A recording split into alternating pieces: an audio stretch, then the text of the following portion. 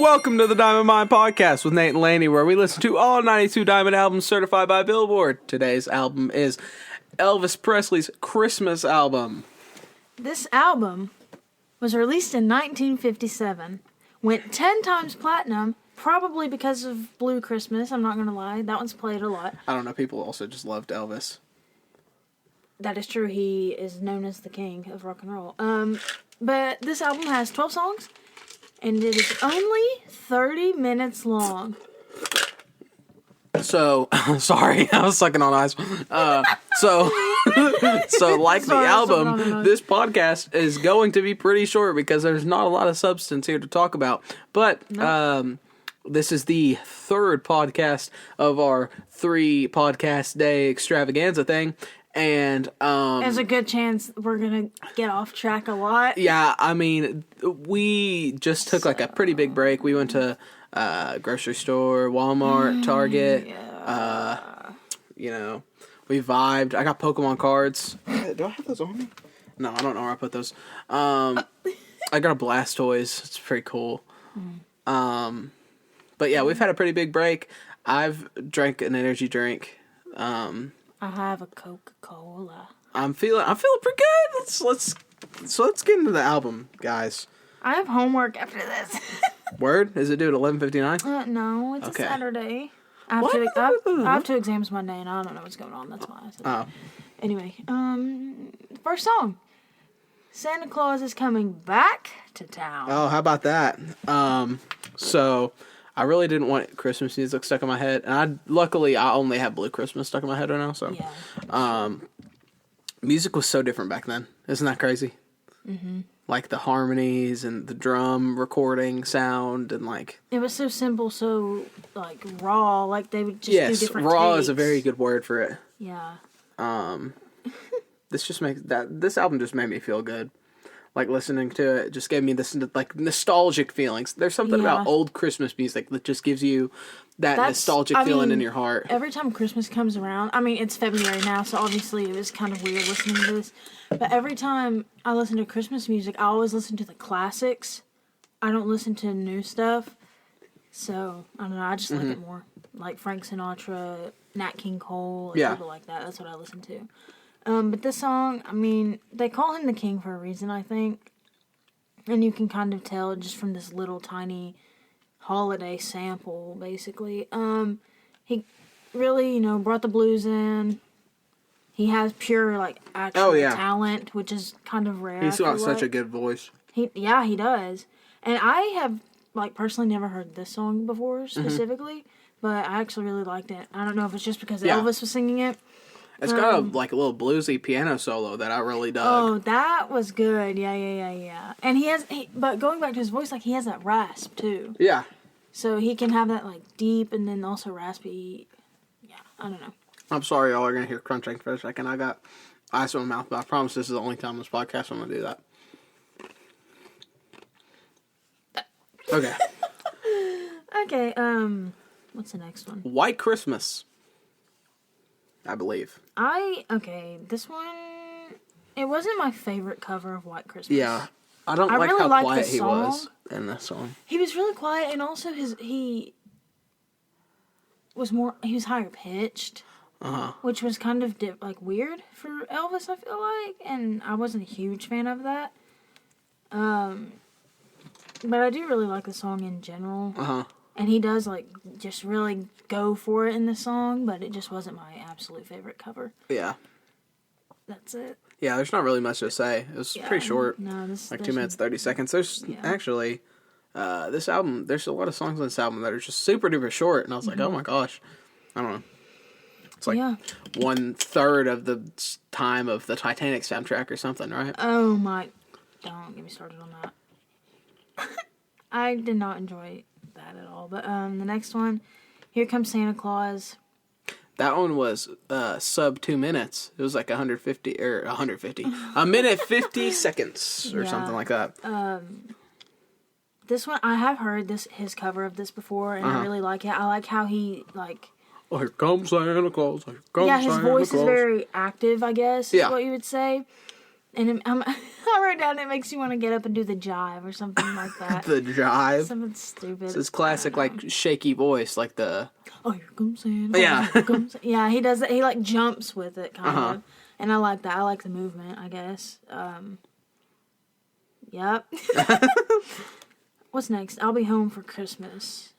This man has a voice of an angel, is what I wrote. This is, like, one, really what you can really tell on this. Like, I said iconic Elvis voice. Like, this is what you think of when you think of Elvis Presley, basically, is that. During this song, my girlfriend Snapchatted me, and she showed me her plate of food at the Texas Roadhouse, and they gave her, she ordered a pulled pork sandwich, and they gave her a sandwich with no pork on it. Literally none. It was just 2 buns. She just got the wheat buns. Texas Roadhouse, if you're listening to this, do better on your pork sandwiches. Honestly, you better put the pork on next time. We're going to make a P.O. box one day, and you better P.O. box mail us some coupons or something. Just pork. Or It's some just a pork, package in of a Ziploc bag. It's like pork, and then they pour in the barbecue sauce, and they just shake it, and they save it. Dehydrated space pork. Not even dehydrated. The people at the post office asking, they're like, is there anything, like, dangerous or, like, that'll go to waste or, whatever. I can't think of the term right now. And they're like, oh, no. And then it just sits in the back. Oh. It gets all hot. And then it rots. There's maggots. Yeah, and then you get it in the mail, and your package is, like, burning your hands. And you kind of squeeze it, and you're like, yo, what got sent to me? Because it's anonymous. Then you open it up, and it's just rotten. You smell it, and your face turns like how SpongeBob's did when he licked Gary's food. Serving it up Gary's way. Blah. Yeah, where he turns brown and it shrivels. Anyway, I'll be home for Christmas. I did write pulled pork sandwich on this. This song is very soothing. It's just one of those Christmas songs, that I feel like is in one of those Christmas movies where they're decorating the tree or something, and someone who can't go home for the holidays is walking by and, like, creeping and, like, looking in the windows.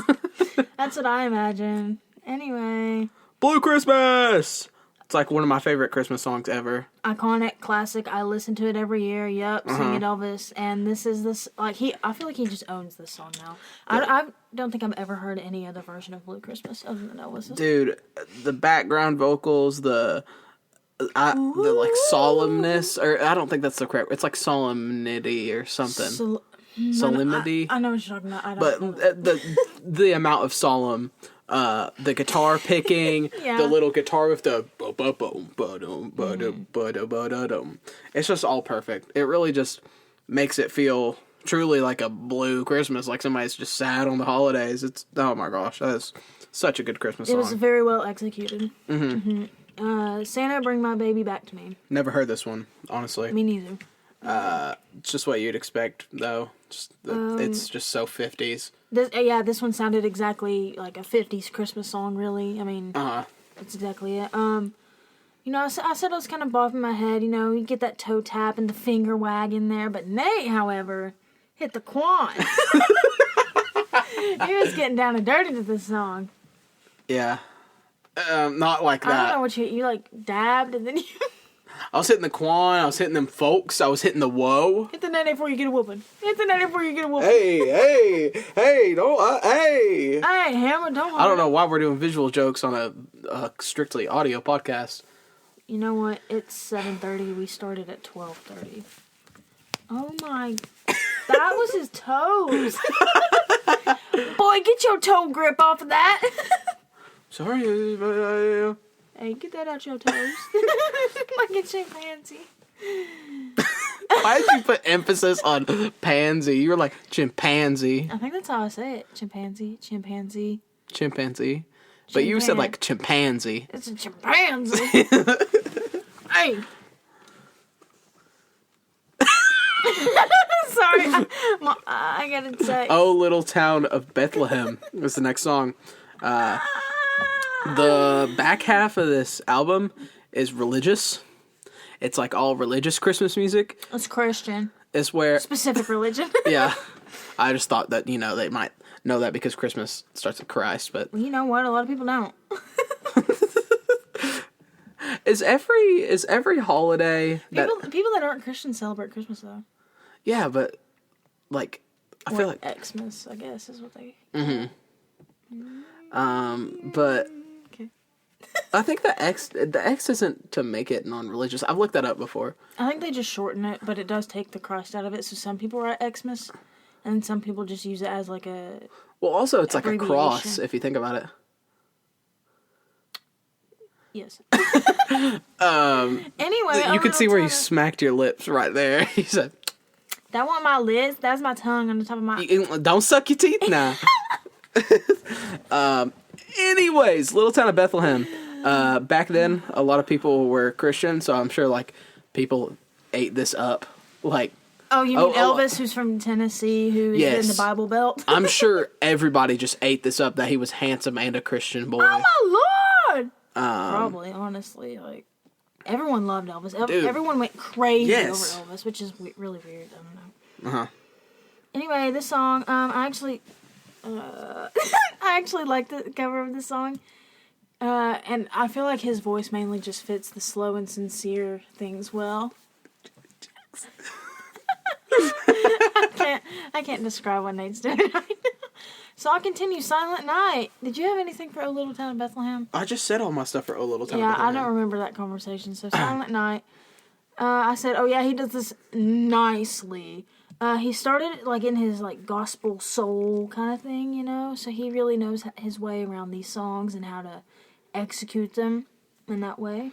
Personally, actually, I have like the opposite opinion of you. I don't feel like he did Silent Night justice because I'm very particular with this song. Like, I prefer it to be sung by oh my gosh, what is her name? I can't remember. Mariah Carey. No, I'm just kidding. I do not like Mariah Carey.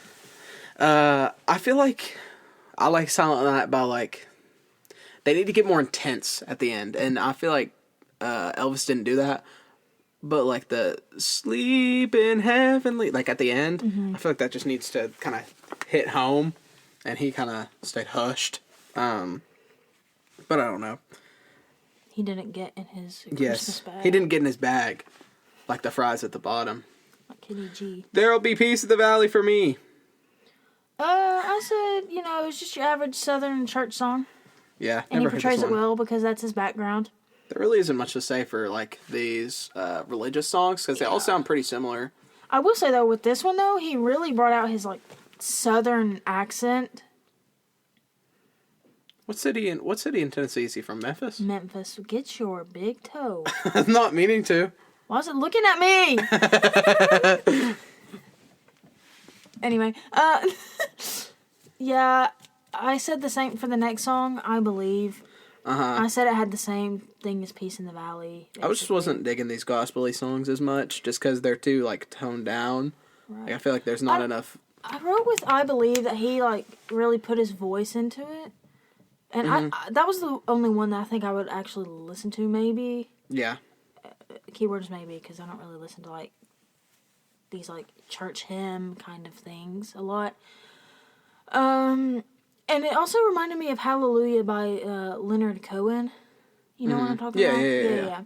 So that one I was actually okay with. Next one is Take My Hand, Precious Lord. I barely realized the song changed when this song came on. I know. Because they're just so similar, and that's just kind of to exemplify what I said earlier is like the gospel-y songs are all kind of the same. Like, yeah, we were also just losing interest too. Yeah, I mean but can you blame us? It's February 20th, and we're listening to Christmas songs. And we've also been doing this all day. Yes, that was our second album we've listened to today. I don't know, my eyes are still twitching. I said that he does kind of get into this one too. I don't know. I said that I respect that he like sticks to his beliefs, but it's a very slow church hymn, and I'm just not for that one, bro. If you keep touching my, I don't mean to. I didn't mean to that time. That time. Okay. Don't touch my feet, bro. I didn't touch your feet. I touched your hand. I know, but it was close. Nuh-uh. Tell me the difference between a hand and a foot. One of them has a thumb. That was real. I wrote nothing for it. It is no secret what God can do. There's really just nothing else I can say. I said another church hymn song, very slow and simple. Okay, next. that was it. Overall, this one was really hard to talk about and get excited for because it's a Christmas album. And there's not a lot to say about that. And it's also February. Mm-hmm. I like Christmas and music. Yeah, I like Christmas. Music. I like Christmas a lot. Christmas is probably my favorite holiday. Yeah, same. And I like the music in general, so I kind of enjoyed it. But, like, I don't know. I wasn't really feeling it. Overall. Somewhere in the middle. I don't know. It's all going to get blurred. If I had to put, like, a specific number on it, probably, like, in the 60s. I would say 60s or 70s, honestly. Mm-hmm. Because it's just, I don't know. Yeah, it just really depends on how everything else is. Right. But anyway. Are we good? Oh, yeah. Okay. Guys, we have a Twitter. Mm-hmm. So if you want to get some behind the scenes stuff or know when a podcast is out, you can read our tweets there at TDM Pod. That's TDMPOD. It's got a little picture of our logo as the profile picture. You can listen to us on YouTube, Spotify, Apple Podcasts, Anchor, and Overcast. I'm sure y'all are listening to us right now on your preferred method, but if you ever want to listen somewhere else, you can listen there. And actually, our faces are on the Twitter, so if you're ever curious what we look like, go to the Twitter and you can figure that out. Mm-hmm. We have a YouTube channel. Yes. Also, it only has 2 episodes up right now, but I'm kind of working on that. I've been slacking. I apologize. But it's just the Diamond Mine. Mm-hmm. And it has, the same picture as our logo or whatever. And it has Breathless by Kenny G and, what was the second one? Nickelback? Yeah. And it has Nickelback on there.